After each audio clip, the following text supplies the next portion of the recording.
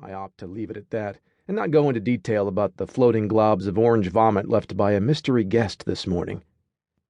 I pay my association dues. I'm allowed to swim here. I dry off, half attempting to comb my hair into place and hoping she doesn't think I'm doing it for her.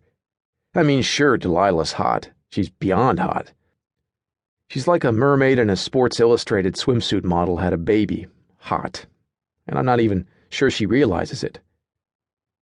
Bee-stung lips, hourglass curves, dark, sultry gaze, long, dark hair that falls on her face.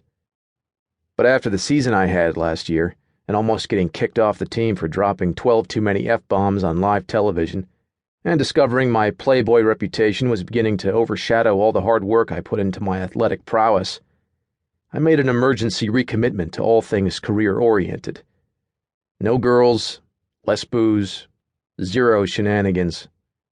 Coach's orders, or else I'll be released from my wildly lucrative contract. I'd forfeit millions in future earnings. The party last night was an exception. A couple of players and I decided to throw something together for our buddy, Weston, who's been down and out since breaking things off with his longtime girlfriend. We gave him strict instructions to show up in head-to-toe green, and the asshole had the nerve to walk into his stoplight party in fucking yellow. Yellow! Fair enough, Delilah shrugs, retrieving her book and burying her nose between the pages. Lowering it into her lap a moment later, she shields her eyes from the sun and looks my way. Anyone ever tell you staring is rude? I'm not staring. I was thinking. You just happened to be blocking my line of sight. She flicks a page. Stare in a different direction. What if I don't want to? What if I want to stare to the north? God damn it, I have more game than this.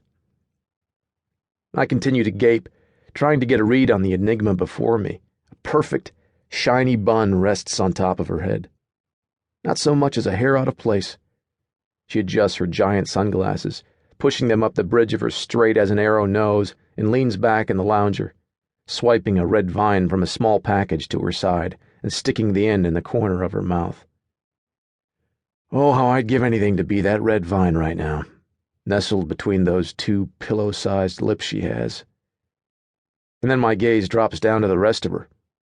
Her hourglass figure is covered in a modest black one-piece. Lame. You should really try to cover up a little more.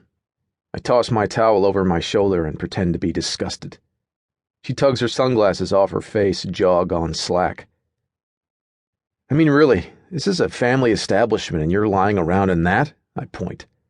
I don't think Myrtle Rickers would appreciate the kind of looks you're going to draw from Mr. Rickers when they get here, and I glance at the clock hanging on the side of the pool house. Oh, about 15 minutes.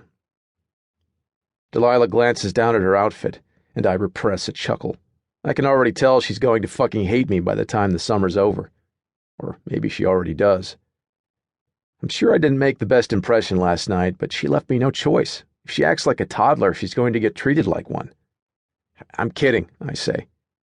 But you do look like a school marm and an Amish pastor had a baby. You're an asshole. She hides her face with her book. You know, you really fit right in here, I say. You hate noise and parties and fun. You go to bed at a decent hour, and you wear funeral-appropriate swimwear. You can't be much older than, 24? 25? But you're basically retired. Please tell me you had at least one rebellious year of college, otherwise I'm going to be really fucking disappointed in you. Delilah releases an annoyed sigh, still hiding behind a book thicker than most poolside reads should be. Upon closer inspection, it appears to be a small textbook. I move toward her, bending to read the title. When Marriages Fail? I read the title aloud. What the hell are you reading? She slams the book into her lap, lips tight. I'm in grad school. Studying marriage? I wrinkle my nose. I'm getting my MSW, she says. I'm going to be a licensed social worker, and I'd like to go into marriage and family counseling. Okay, I say. But you're on summer break, right? Shouldn't you be reading Nora Roberts or something? Impressive, she shields her eyes. I'm shocked you can actually name an author.